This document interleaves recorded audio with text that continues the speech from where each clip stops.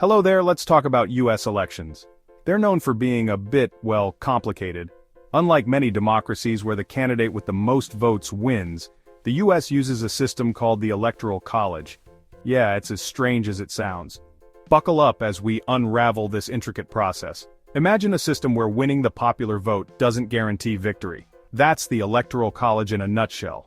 This system was designed by America's founding fathers who, let's face it, had some interesting ideas about democracy. This system has sparked debates for centuries. Is it a relic of the past or a vital safeguard for American democracy? We'll delve into that shortly. But first, let's break down how this whole Electoral College thing actually works. Picture this. It's the 18th century, and the founding fathers are brainstorming how to elect a president. They're a bit wary of direct democracy, fearing the tyranny of the majority. So, they create the Electoral College, a system where states, rather than individual voters, hold the ultimate power. Each state gets a certain number of electors based on its representation in Congress. There are 538 electors in total, and a candidate needs at least 270 to win the presidency. Think of it like a game of electoral chess, where states are the battlegrounds. The Electoral College was also shaped by the institution of slavery. Southern states with their large enslaved populations, who couldn't vote of course, worried about being outvoted by northern states. The Electoral College, with its weighting toward states with more congressional representation, gave southern states disproportionate influence. This historical baggage continues to fuel debates about the system's fairness and relevance in modern America. So, who are these mysterious electors? Well, they're usually party loyalists, chosen by their respective political parties. When you cast your vote for president, you're actually voting for a slate of electors who have pledged to support your chosen candidate. Most states operate on a winner-take-all basis, meaning the candidate who wins the popular vote in that state gets all of its electoral votes. However, Maine and Nebraska do things a little differently, awarding some electoral votes based on congressional districts. Now here's where things get interesting. While electors are expected to vote for the candidate they pledge to support, there have been instances of faithless electors who went rogue. Imagine the drama. These rogue electors are rare, but their existence highlights the potential for unexpected twists and turns in the electoral process. The Electoral College creates a fascinating dynamic in presidential campaigns, focusing attention on a handful of swing states. These are states where the vote is closely contested between the two major parties, making them crucial battlegrounds for electoral votes. Candidates often spend a disproportionate amount of time and resources campaigning in swing states, tailoring their messages to appeal to local concerns. This can lead to a situation where issues important to voters in less competitive states receive less attention during the campaign. This focus on swing states also raises questions about the fairness of the system. Is it right that the votes of citizens in a few key states hold so much more weight than those in other parts of the country? It's a question that continues to divide Americans. Section 5. The Popular Vote versus Electoral College Conundrum. Here's where things get really head-scratching. It's entirely possible to win the popular vote nationwide but still lose the presidency. How, you ask? Well, because the Electoral College, not the popular vote, ultimately decides the winner. This has happened 5 times in U.S. history, most recently in 2016, when Hillary Clinton won the popular vote by nearly 3 million votes, but lost the presidency to Donald Trump. This disconnect between the popular vote and the electoral outcome fuels arguments that the Electoral College is undemocratic and undermines the principle of one person, one vote. Proponents of the Electoral College argue that it protects the interests of smaller states and prevents candidates from focusing solely on large urban areas. However, critics counter that it gives disproportionate power to a handful of swing states and allows a candidate to win the presidency without winning the popular vote, which they argue undermines the legitimacy of the election. Section 6. The 2000 and 2016 elections, Electoral College in the spotlight. The 2000 and 2016 presidential elections serve as prime examples of the Electoral College's power to shape outcomes and ignite controversy. These elections highlighted the unique and sometimes contentious role the Electoral College plays in determining the President of the United States. In 2000, George W. Bush narrowly defeated Al Gore, despite losing the popular vote. This unexpected result left many Americans questioning the fairness and effectiveness of the Electoral College system. The election ultimately hinged on the outcome in Florida, where a recount was mired in legal challenges and ultimately decided by the Supreme Court. The legal battles and recounts in Florida became a focal point of national attention, illustrating the high stakes and potential for disputes inherent in the Electoral College process. The controversy surrounding the 2000 election thrust the Electoral College into the national spotlight, exposing its complexities and potential for contentious outcomes. The nation watched closely as the process unfolded, revealing the intricate and sometimes opaque mechanisms that can determine the presidency. Fast forward to 2016, and the Electoral College once again took center stage. The system's role in shaping the election results became a hot topic of discussion and debate across the country.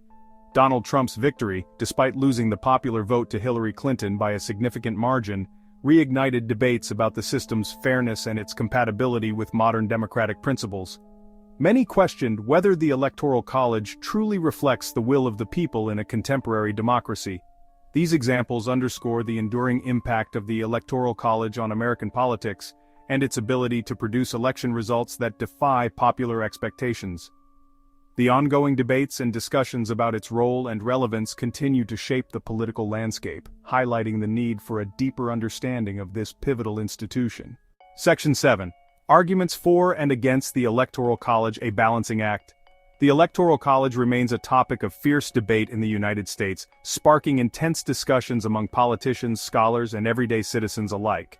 Supporters argue that it protects the interests of less populous states, ensuring that they have a voice in presidential elections and aren't drowned out by larger states. They believe that without the Electoral College, candidates would only focus on the most populous regions, neglecting the unique needs and concerns of smaller communities. They contend that it encourages candidates to build broad support across different regions of the country, rather than focusing solely on densely populated urban areas.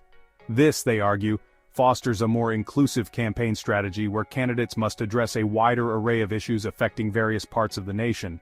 Additionally, proponents argue that the Electoral College contributes to the stability of the two-party system, making it difficult for third-party candidates to gain a foothold. This, they claim, helps to maintain a clear and organized political landscape, preventing the chaos that could arise from a fragmented multi-party system. They believe that this stability is essential for effective governance and prevents the fragmentation of the American political landscape. By ensuring that the political arena is dominated by two major parties, the Electoral College is seen as a safeguard against political instability and gridlock. However, critics argue that the Electoral College is undemocratic, allowing a candidate to win the presidency without winning the popular vote, as demonstrated in 2000 and 2016. They see this as a fundamental flaw that undermines the democratic principle of majority rule. They contend that it gives disproportionate power to a handful of swing states, leading candidates to pander to the concerns of those states while ignoring the needs of voters in other parts of the country. This focus on swing states can skew national policy priorities and marginalize the voices of voters in states that are not considered competitive.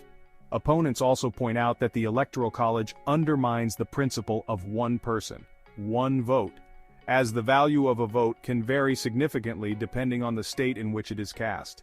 This discrepancy, they argue, creates an unequal playing field where some votes carry more weight than others.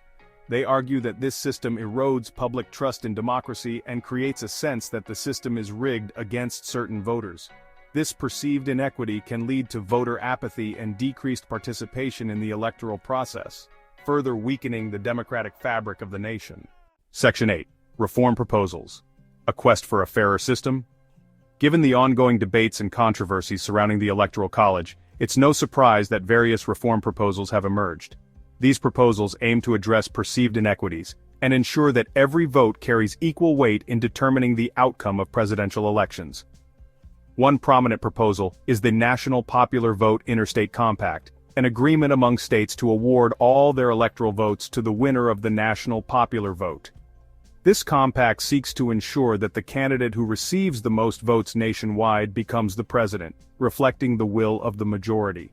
This compact would effectively bypass the Electoral College without requiring a constitutional amendment, which is a difficult and lengthy process. By doing so, it aims to streamline the election process and make it more democratic. However, it faces opposition from states that benefit from the current system, and those who believe it would undermine the role of states in presidential elections. Critics argue that it could diminish the influence of smaller states and alter the balance of power. Other reform proposals include abolishing the Electoral College altogether. This idea has gained traction among those who feel that the current system is outdated and does not accurately reflect the democratic principles of one person, one vote, and implementing a direct popular vote system, where the candidate with the most votes nationwide wins the presidency. This system would ensure that every vote is counted equally, regardless of the state in which it is cast. This approach would require a constitutional amendment, a significant hurdle given the challenges of amending the U.S. Constitution. The amendment process is intentionally rigorous, requiring broad consensus and support from both Congress and the states. The debate over the Electoral College and potential reforms reflects broader questions about fairness, representation, and the very nature of American democracy. It raises important considerations about how best to ensure that the voices of all citizens are heard and valued. It's a conversation that is likely to continue for generations to come. As society evolves and new challenges emerge, the quest for a fairer and more representative electoral system will remain a central issue in American political discourse. Section 9. Conclusion: Navigating the Labyrinth. So, there you have it, a glimpse into the complex world of U.S. elections. The Electoral College, with its historical roots, intricate mechanics, and potential for unexpected outcomes, remains a source of fascination and frustration. It's a system that defies easy explanations and continues to shape the landscape of American politics. Understanding the Electoral College is crucial for comprehending how presidents are elected in the United States. It's a system that has produced both stability and controversy throughout American history. As we move forward, the debate over its future and the quest for a potentially fairer system will undoubtedly continue to captivate and divide the nation.